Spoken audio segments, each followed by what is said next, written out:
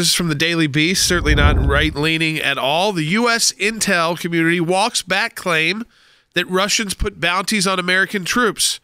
It was a huge election time story that prompted cries of treason, but according to a newly disclosed assessment, Donald Trump might have been right to call it, quote, a hoax. The intelligence committee saying, well, our report, which is now not a report, it was a story. We have low confidence in it, low to moderate, which is no confidence in it.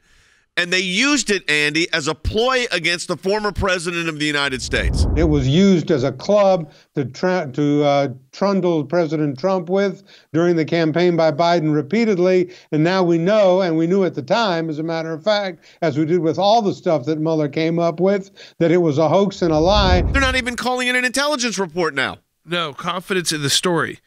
After all, it translated from the jargon of spy world, this is from the Daily Beast, that means the intelligence agencies have found the story is at best unproven and possibly untrue. So at best, unproven. He's Putin's puppy. He still refuses to even say anything to Putin about the bounty on the heads of American soldiers. Thank God he didn't. I mean, you can't start going to Russia. Well, listen, there's enough trouble dealing with Russia as it is. We all know that. You know it better than us. But the fact of the matter is, you don't go there and start something when you don't have evidence. It came from a Afghan apprehended by another Afghan who was in Afghan prison, not being treated probably particularly well. Trying to get out. So claiming that, oh, well, see, I can tell you something big. The Russians are paying us to carry out these attacks on U.S. troops. So over years, I guess they were trying to figure out if this was credible or not, and they never could get to that conclusion. And yet they called the president treasonous. Treasonous. Than, you said punishable by death.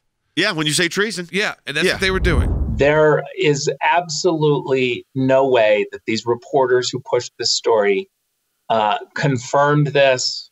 They absolutely knew this wasn't an intelligence community assessment. We told them from official channels, this is not an intelligence community assessment. Don't do this. I warned reporters specifically. I know John Radcliffe warned reporters specifically, and they did it anyway because it was an election. Times headline from June 2020. Trump got written briefing in February on possible Russian bounties. And then the story goes in, he took no action against the Russians in light of this, which of course not true. Okay, go ahead. Read the 4 names, too, of the reporters so that we know exactly who did this and who manipulated intelligence. I say we name names. Okay, do we have them? Well, Charlie Savage, Eric Schmidt, Nicholas Fandos, and Adam Goldman. I went to a New York Times intelligence reporter yesterday, and I shared this headline with them from long ago. And I said, what are the consequences? And the response to me was, I'm not one of the 4 names on that story. And so I'm not going to get involved. Jen Psaki got asked about it, had to respond. She did a typical Jen Psaki dance around it. Does the president have any regrets for how many times he attacked President Trump on the campaign about this issue? There are several factors that contributed to the low to moderate confidence in the judgment, including the difficulty of the operating environment and, of course, the reliance on detainee reporting. At the same time, we still feel there are questions to be answered by the Russian government. She called it low to moderate information, and that's not what they said last year. That's not what they said during the campaign. They went with it and literally called it fact. And so now they're walking it back, and then they do the same old thing, which they always do on Russia, which is Russia has a lot of questions to answer. And so it's this Chinese line. This is what what Beijing wants the Democrats to do, is to focus on Russia, to get all of America and the American media to focus on Russia. Meanwhile, there is a crisis going on with China. Their Twitter account's still active. They're not being taken off Facebook or YouTube or anything like that. It kind of just gives them more of a reason to keep it up. Keep it up. Whatever kind of intel leaks they can use against the political party they don't like or politician they don't like, keep it up. And if it comes back that it wasn't true, oh, so what? No consequences. Senators need to take action. They need to ask Twitter to take all of those tweets and put a warning label on them that they're not true. We need to start demanding from Congress that big tech play fair.